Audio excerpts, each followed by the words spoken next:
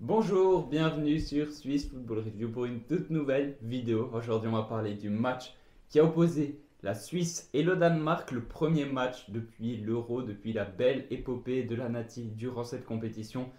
Un match qui pouvait continuer, où il fallait continuer un peu sur cette dynamique qui avait été très positive. Malheureusement, ce n'a pas été le cas. Pas mal de choses à redire, notamment sur la deuxième période. On va revenir évidemment sur tous les faits marquants de cette partie. Avant ça, je vous rappelle évidemment que vous pouvez toujours vous abonner, mettre un petit pouce bleu, etc. Ça nous aide toujours beaucoup. Et si vous pouviez le faire, eh bien, ça nous ferait extrêmement plaisir. Si on commence par parler un peu des compositions Ouais. pour aborder ce thème, je pense que ça peut être assez intéressant finalement. Pas trop de changements dans cette équipe de Suisse. Pas trop de changements, il y a quand même deux surprises. On aurait pu voir Zachary en défense centrale, on sait c'est un poste qu'il connaît, il le jouait à Monaco, pas que, mais c'est un poste qu'il connaît, et en plus il est devenu capitaine à Monaco. Il était sur le banc, préféré à Elvedi aujourd'hui. Non, Elvedi était préféré à Zakaria plutôt. Et Widmer qui était dans le groupe finalement, parce qu'on supposait qu'il ne serait pas dans le groupe, on pensait plus à Dominique Schmidt. Et au final, Dominique Schmidt s'est blessé. Ils ont pris Widmer malgré Widmer qui connaît un début de saison assez complexe avec Mayence où il n'a joué que 17 minutes. Donc voilà, mais sinon, une composition d'équipe assez classique en 3-4-3, comme on a pu le voir dans cet euro. Voilà. Oui, exactement. Donc Fabian Rieder aussi qui a conservé sa place, qui avait fait des bonnes Ouais, performances à l'Euro, donc ça me paraît assez logique. En plus, il a marqué son premier but avec Stuttgart sur un beau coup franc, on peut le dire.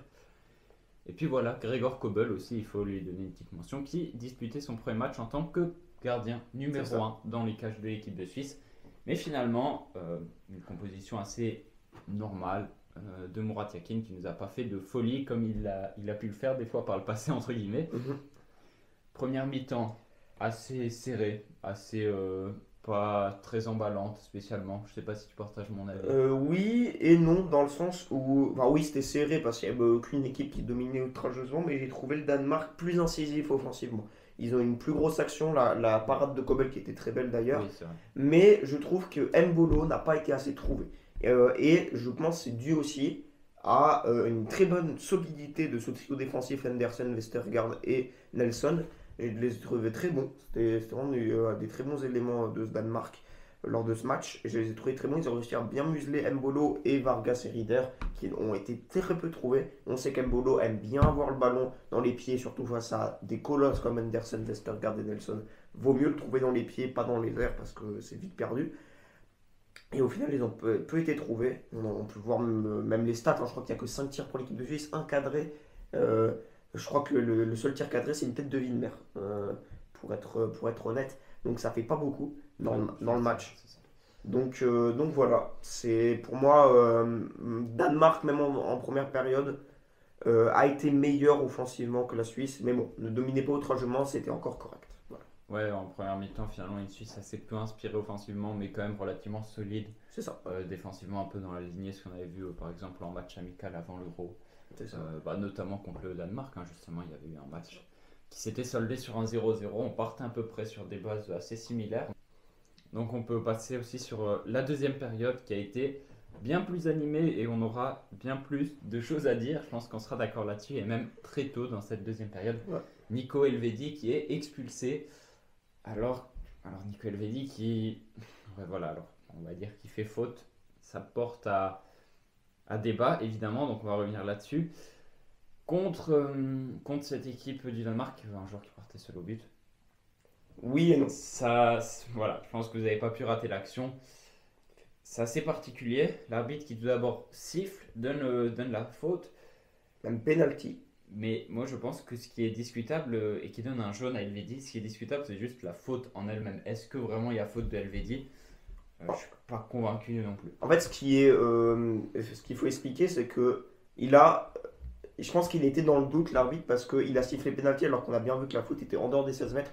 Pour la simple et bonne raison, je suppose en tout cas, que s'il sifflait faute normale en coup franc, il ne pouvait pas revenir en arrière. Et en fait, s'il avait sifflé faute et donné coup franc, la chose logique, c'est de donner carton rouge parce que Elvedi annule une occasion nette de but, c'est le dernier défenseur. Alors que s'il siffle penalty, normalement, dans une situation normale, il donne carton jaune, il ne donne pas de double peine. Donc c'est aussi pour ça qu'il y a eu penalty et carton jaune. Il a été voir la VAR, il a annulé le penalty, il a mis carton rouge. Est-ce qu'il y a des fautes de base? Pour moi, non. Pour moi, c'est Dolberg qui fait plus faute que Helvetie parce qu'il lui tire le bras. Il y a un jeu de corps. Helvetie se fait attraper se fait tirer un peu par Ouais. Dolberg et il tombe et il fait tomber Dolberg avec lui. Alors évidemment, ça aurait pu être grave faute de Dolberg parce qu'on voit que ça. J'ai l'impression que c'est sa cheville qui retombe au premier et qui se fait un peu écraser par le poids d'Helvetie.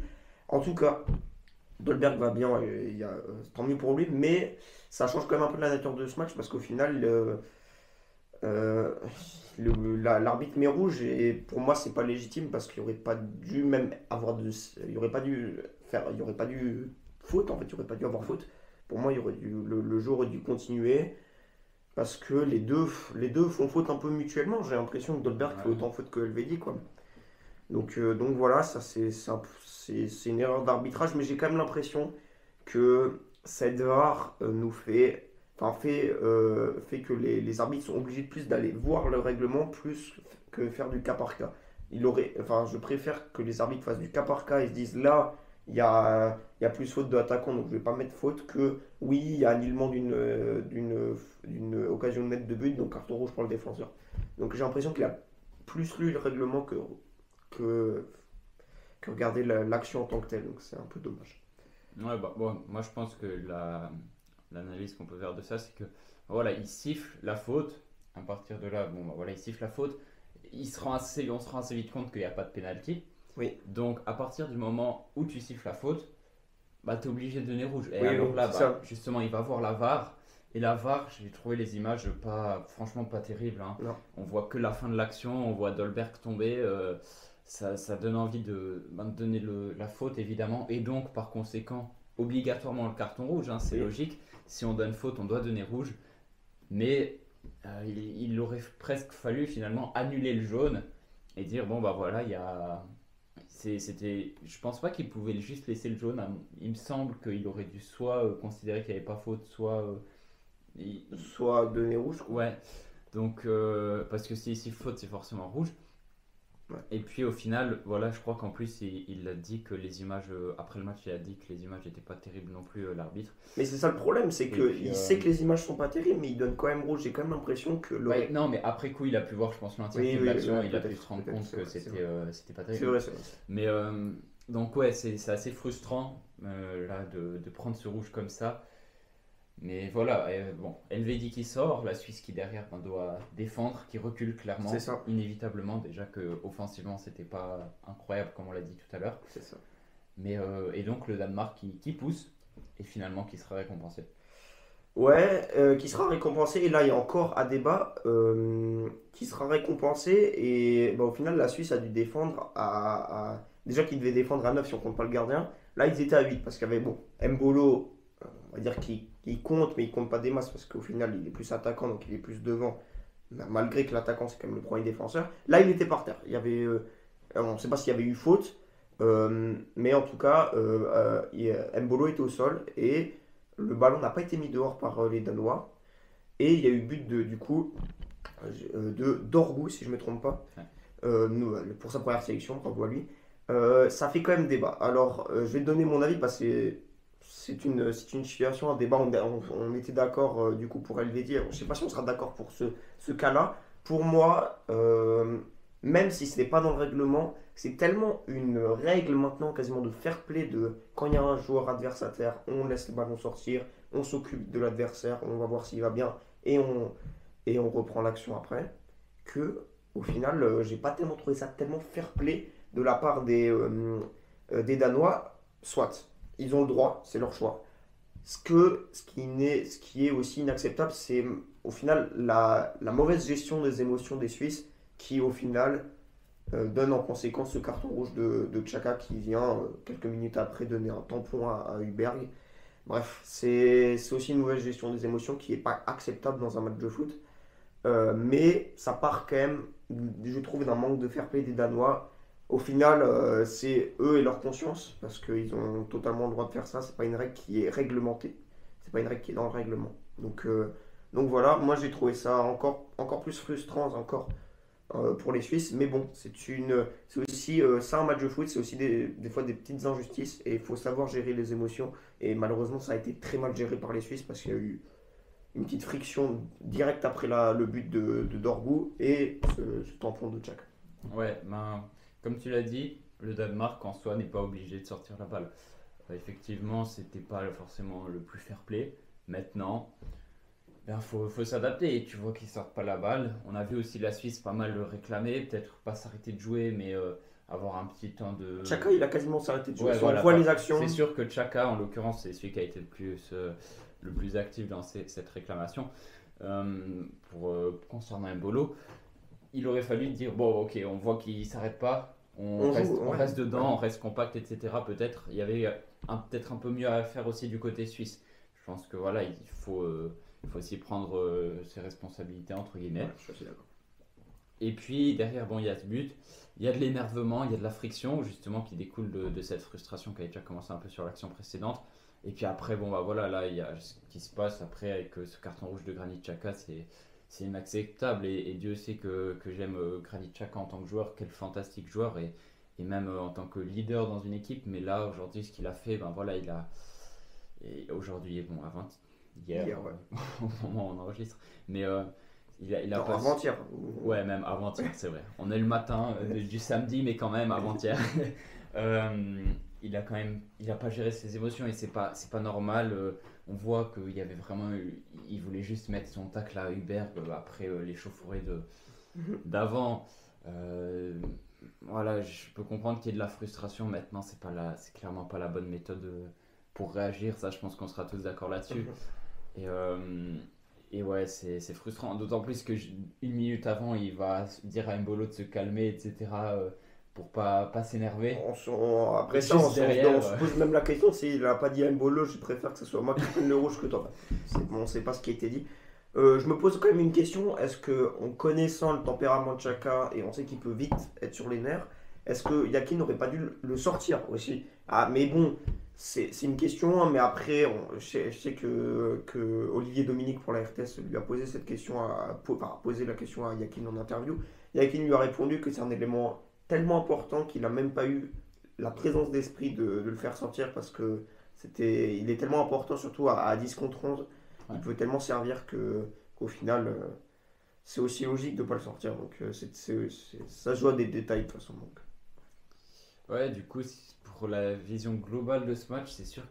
C'est un peu frustrant. Je pense qu'il y a de la frustration de par cette décision arbitrale un peu litigieuse. Cet acte de jeu, mais bon, finalement, celui-là, on peut pas entre guillemets en vouloir au Danemark, ils font ce qu'ils veulent sur l'action d'Embolo, quoi, Oui. en soi. Et puis, bon, bah voilà, hein, une mauvaise gestion aussi de la Suisse, il faut le dire aussi. Donc, si la Suisse avait été peut-être encore plus solide, il n'y aurait peut-être pas eu ce but. Bon, bref, après, voilà. Mentalement comme sur le terrain. Ouais, ça a été pas mal, mais c'est sûr que cette action du but, ça les a un peu sortis du match. Puis à 9 contre 11, après, c'est plus possible de Non, revenir. non, Quoi. Et puis fini. en conséquence, il y a eu le 2-0 de Hülberg à la 90e plus 2. Exactement. Au final, quand tu as un joueur qui vient presser, je crois que c'était Akanji qui vient presser en attaquant Dana, au final, ça fait un espace parce ils peuvent pas. Ouais, Enfin, au final, c'était quasiment inévitable. Le deuxième but danois, on s'y attendait un peu tous. Mais bon, on a quand même la pensée qu'on aurait peut-être pu revenir à un partout dans un petit Ouais. miracle à 10 contre 11, mais à 9 contre 11, c'est plus possible. On le sait tous. Donc voilà, donc on sera sans Elvedi, sans Xhaka pour l'Espagne, un match important. Parce que au final, cette Ligue des Nations remplace un peu, c'est ce que veut la FIFA, pardon, remplace un peu ces matchs amicaux, mais c'est quand même des matchs contre des plus grandes équipes. Et donc tester de nouveaux joueurs, tester peut-être des nouveaux schémas tactiques, c'est aussi cette Ligue des Nations, ça sert aussi à ça. Donc on a encore plus hâte de voir l'Espagne et de voir la réaction suisse parce qu'il en faudra une. Sinon, on sera reparti un peu sur des mauvaises. Bon, là, on repart déjà. Enfin, la Suisse repart sur des mauvaises bases, mais faut pas que ça continue comme ça. Ouais, bon, après, si on parle juste de l'enjeu en soi de ce match, le perdre, c'est pas dramatique en soi. Si on peut se maintenir en Ligue nationale A pour s'opposer à des grandes équipes, c'est C'est positif, mieux, ouais. je pense. Maintenant, il n'y a pas d'urgence, je veux dire, à gagner tous les matchs de cette Ligue des Nations. Voilà. À la base, c'est une compétition qui a été aussi créée pour remplacer par exemple les matchs amicaux, hein, parce qu'avant il y avait des matchs amicaux quand il n'y avait pas la Ligue des Nations. Je Après, pense ça que peut servir des plus petites équipes, notamment. On sait que cette Ligue des Nations, pour les, je crois, les deux meilleurs de la Ligue des Nations, les deux meilleures nations de la Ligue des Nations qui ne sont pas encore qualifiées pour une grande compétition, ils peuvent jouer des barrages. Ils sont ouais, inclus. il me semble pour la Coupe du Monde, c'est ça. Ouais, c'est ça. Si Wikipédia dit juste. Oui, ouais, c'est ça, on a été regardé. Ça peut servir, mais pas pour la Suisse, c'est pas pour les grosses nations. Donc au final, pour la Suisse, c'est quasiment des matchs amicaux. Mais bon, il faut quand même se maintenir, je pense, en Ligue nationale là, pour pouvoir affronter toujours des grandes équipes dans Oui, ces trêves internationaux. c'est l'enjeu majeur, mais il n'y a pas de quoi dramatiser non plus. Ce qui est surtout dommage, c'est peut-être d'avoir perdu vraiment cette bonne dynamique qui était acquise pendant l'Euro. C'est Et ça. puis de tomber, c'est surtout ouais, cette manière en fin de match qui est un peu dérangeante, entre guillemets, et qui accumule de la frustration sur de la frustration. Ouais, Mais, ouais. Bah, au final, je vais pas dire qu'on peut comprendre des Suisses s'être énervés comme ça, parce qu'au final, c'est inacceptable le comportement de Chaka, la mauvaise gestion des émotions. Normalement, ils doivent être préparés mentalement à ça, à avoir ça peut-être tous les matchs, je dis pas, mais en tout cas, ils doivent être préparés mentalement à subir des injustices dans un match de foot. Ça peut arriver. Là, ils l'ont mal géré, mais au final, il y a quand même eu quelques faits de jeu qui ont été en compte de la Suisse aujourd'hui. Oui, aujourd'hui, avant-hier. ouais. Donc, à voir ce match contre l'Espagne, ce sera intéressant de voir la réaction. Comment cette équipe de Suisse contre le champion d'Europe en titre, contre une superbe équipe, va réussir à réagir. Et au final, on l'a pas dit, mais l'Espagne a fait nul contre la Serbie 0-0. C'est ça. Donc Danemark file seul en tête. C'est pas impossible, du coup, on l'a Ouais. vu. Il y a moyen d'aller chercher un résultat, pourquoi pas. Donc, Mhm. on suivra ça évidemment de très très près. Et puis les faits de jeu qui vont à l'encontre de la Suisse contre l'Espagne, on les connaît aussi.